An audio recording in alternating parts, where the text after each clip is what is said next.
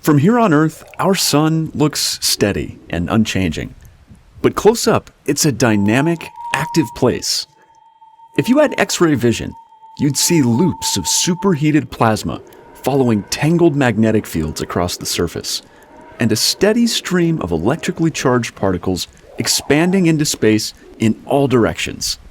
The solar wind.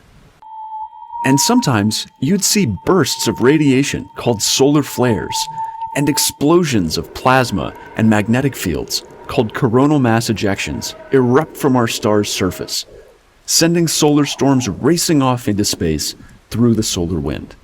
Here on Earth, we live in that solar wind, in the atmosphere of our star. Its interaction with our planet's protective magnetic field causes the aurora borealis.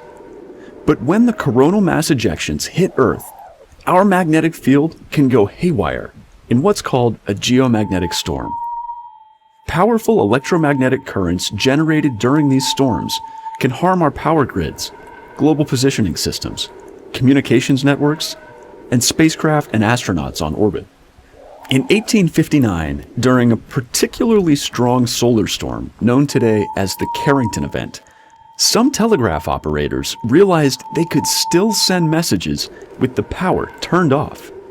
Geomagnetically induced currents generated by the storm knocked out telegraph lines completely and even sent sparks flying off the wires. Today, our technology-dependent world runs on a far more extensive electrical infrastructure than in 1859. This makes us vulnerable to the impacts of space weather. A storm in 2003 caused power outages around the world and even destroyed a satellite. Because of the tremendous potential for impacts to infrastructure, NOAA constantly monitors the sun's activity, keeping an eye out for potentially hazardous space weather.